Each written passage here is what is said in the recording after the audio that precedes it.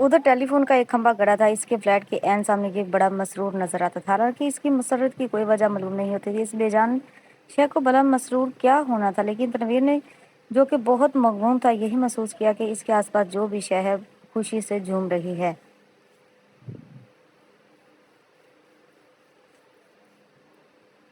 میں نے یہ ویڈیو پہلے نہیں دیکھی، آپ میرے ساتھ ساتھ اسے انجوائے کریے گا۔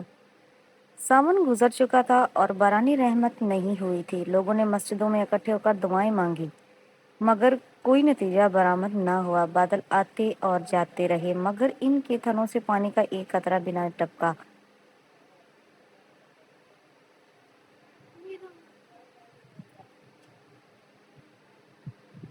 آخر ایک دن اچانک کالے کالے بادل آسمان پر گھر آئے اور چھاپوں پانی برسنے لگا۔ تنویر کو بادلوں اور بارشوں سے کوئی دلچسپی نہیں تھی، اس کی زندگی چٹیل میدان بن چکی تھی جس کے منہ میں پانی کا ایک قطرہ بھی کسی نے نہ ٹپکایا ہو۔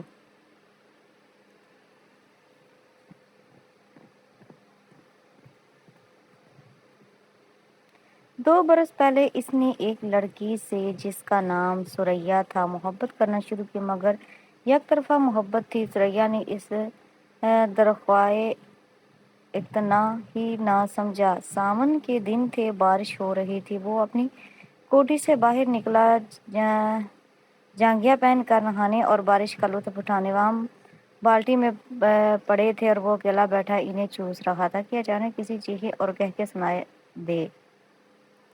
دیے۔ اس نے دیکھا کہ ساتھ والی کوٹھی کے لان میں دو لڑکیاں بارش میں نہا رہی ہیں اور خوشی میں شور مچا رہی ہیں۔ اس کی کوٹھی اور ساتھ والی کوٹھی کے درمیان صرف ایک جھاڑیوں کی دیوار حائل تھی۔ تنویر اٹھا، آم کا رس چوستے ہوئے وہ باڑ کے پاس گیا اور غور سے ان دونوں لڑکیوں کو دیکھتا۔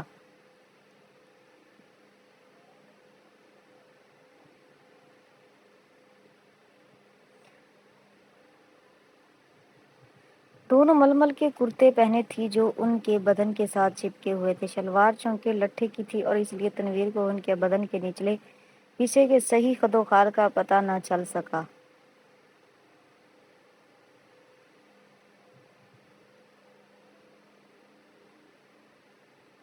اس نے پہلے کسی عورت کو ایسی نظروں سے کبھی نہیں دیکھا تھا جیسا کہ اس روز جب کہ بارش ہو رہی تھی۔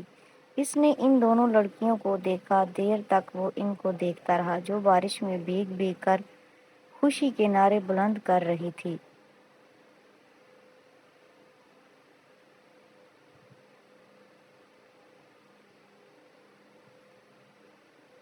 تنویر نے ان کو پہلے کبھی نہیں دیکھا تھا، اس لیے وہ تاباً کچھ اس قسم کا لڑکا تھا کہ وہ کسی لڑکی کو بری نظروں سے دیکھنا گناہ سمجھتا تھا، مگر اس نے اس روز بڑی للچائی نظروں سے ان کو دیکھا ہی نہیں بلکہ ان کے گیلے بدن میں انگارہ بن کر بلنے کی طرح چھید کرتا رہا۔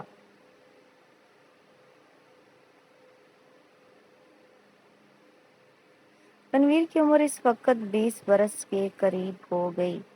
نا تجربہ کار تھا زندگی میں۔ اس نے پہلی مرتبہ جوان لڑکیوں کی شباک کو گیلی ململ میں لپٹے دیکھا تو اس نے یوں محسوس کیا کہ اس کے خون میں چنگاریاں دوڑ رہی ہیں۔ اس نے ان لڑکیوں میں سے ایک کو منتخب کرنا چاہا۔ دیر تک وہ غور کرتا رہا۔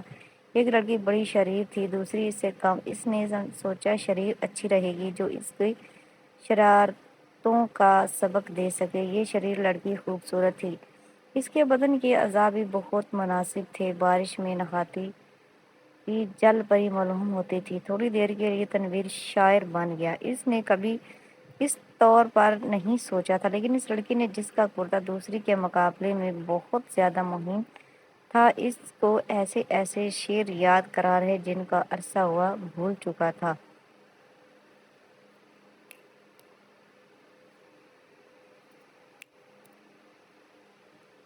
اس کے علاوہ ریڈیو پر سنے ہوئے فلمی گانوں کی دھنیں بھی اس کے کانوں میں گونجنے لگی۔ اس نے باڑ کے پیچھے یہ محسوس کرنا شروع کیا کہ وہ اشوک کمار ہے، دلیپ کمار، پھر اس کامنی کوشل اور نلنی جوائنٹ کا خیال آیا، مگر اس نے جب اس لڑکی کی طرف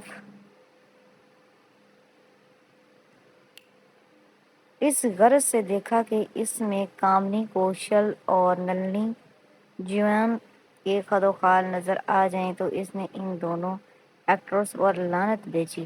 وہ ان سے کہیں زیادہ حسین تھی۔ اس کے ململ کے کرتے میں جو شباب تھا، اس کا مقابلہ اس نے سوچا کوئی بھی نہیں کر سکتا۔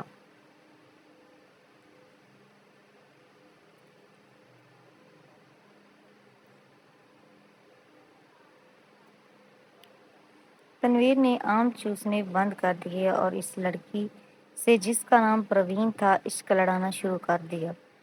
شروع میں اسے بڑی مشکلات پیش آئیں، اس لیے کہ اس لڑکی تک رسائی تنویر کو آسان نہیں معلوم ہوتی تھی۔ پھر اسے اپنے والدین کا بھی ڈر تھا۔ اس کے علاوہ اسے یہ بھی یقین تھا کہ وہ اس سے ملتفت ہو گئی یا نہیں۔ بہت دیر تک وہ انہی الجھنوں میں گرفتار رہا۔ راتیں جاگتا، جھاڑیوں کی پست قد جاڑ کے پاس جاتا، مگر وہ نظر نہ آتی۔ گھنٹوں وہاں کھڑا رہتا اور وہ بارش والا منظر جو اس نے دیکھا تھا آنکھیں بند کر کے ذہن میں دہراتا رہتا۔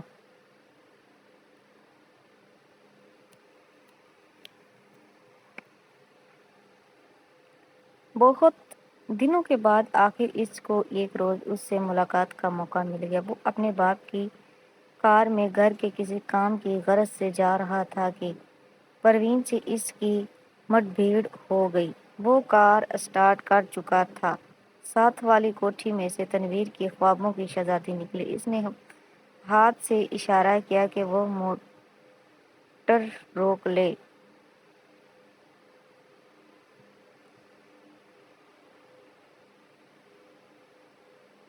تنویر گھبرا گیا۔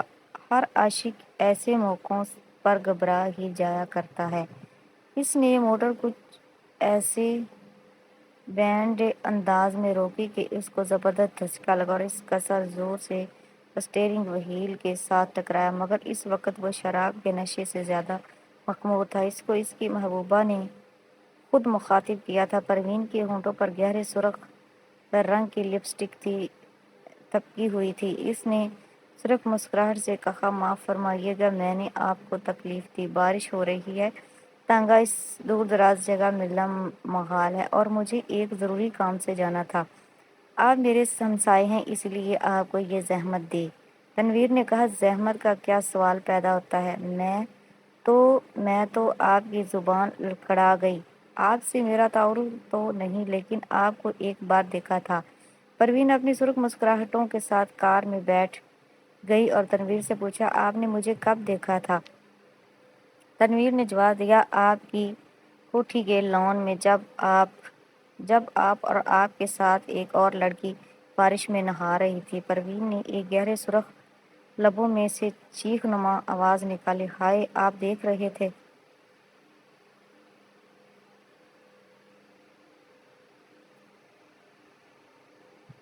یہ گستاخی میں نے ضرور کی، اس کے لیے معافی چاہتا ہوں۔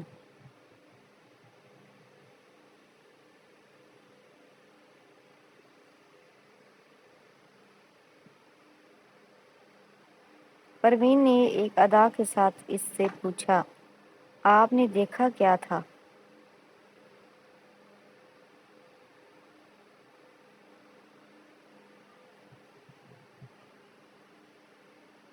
یہ سوال ایسا تھا کہ تنویر اس کا جواب نہیں دے سکا۔ آئیں بائیں شائیں کر کے رہ گیا۔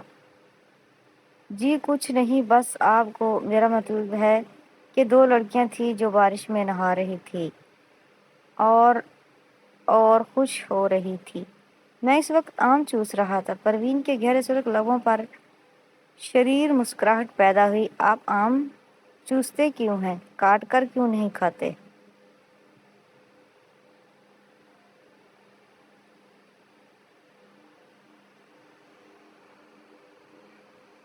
تنویر نے موٹر اسٹارٹ کر دی۔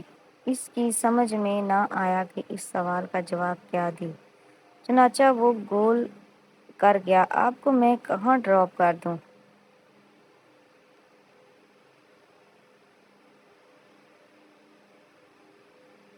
پروین مسکرائی۔ آپ مجھے کہیں بھی ڈراپ کر دیں، وہی میری منزل ہوگی۔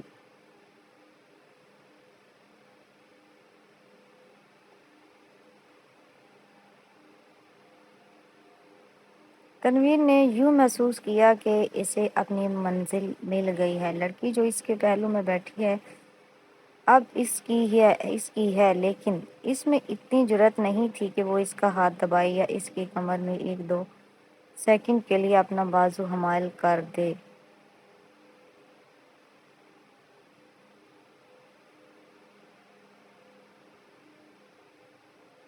بارش ہو رہی تھی، موسم بہت خوشگوار تھا۔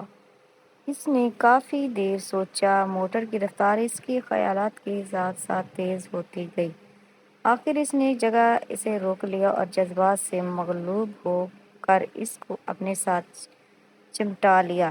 اس کے ہونٹوں سے اپنے ہونٹ بست کر دیے۔ اس کو ایسا محسوس ہوا کہ وہ کوئی بہت ہی لذیذ آم چوس رہا ہے۔ پروین نے کوئی مزاحمت نہ کی، لیکن فوراً تنویر کو یہ احساس بڑی شدت سے ہوا کہ اس نے بڑی ناشائستہ حرکت کی ہے اور غالباً پروین کو اس کی یہ حرکت پسند نہیں آئی۔ چنانچہ ایک دم سنجیدہ ہو کر اس نے کہا، آپ کو کہاں جانا ہے؟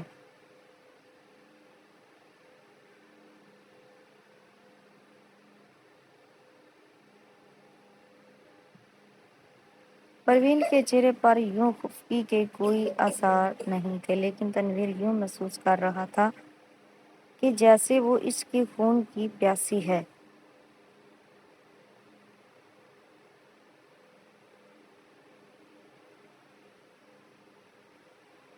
پروین نے اسے بتا دیا کہ اسے کہاں جانا ہے۔ جب وہ اس جگہ پہنچا تو اسے معلوم ہوا وہ رنڈیوں کا چکلا ہے۔ جب اس نے پروین کو موٹر سے اتارا تو اس کے ہونٹوں پر گہرے لال رنگ کی مسکراہٹ بکھر رہی تھی۔ اس نے کولے مٹکا کر ڈھیٹ قصبیوں کے انداز میں اس سے کہا، شام کو میں یہاں ہوتی ہوں، آپ کبھی ضرور تشریف لائیے۔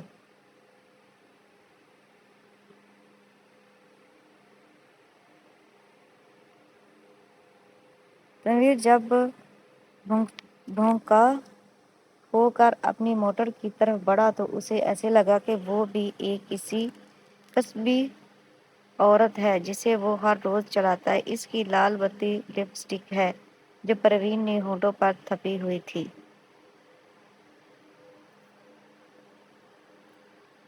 وہ واپس اپنی کوٹھی چلا آیا۔ بارش ہو رہی تھی اور تنویر بے حد مغموم تھا۔ اس کو ایسا محسوس ہوا کہ اس کی آنکھوں کے آنسو بارش کے قطرے بن کر ٹپک رہے ہیں۔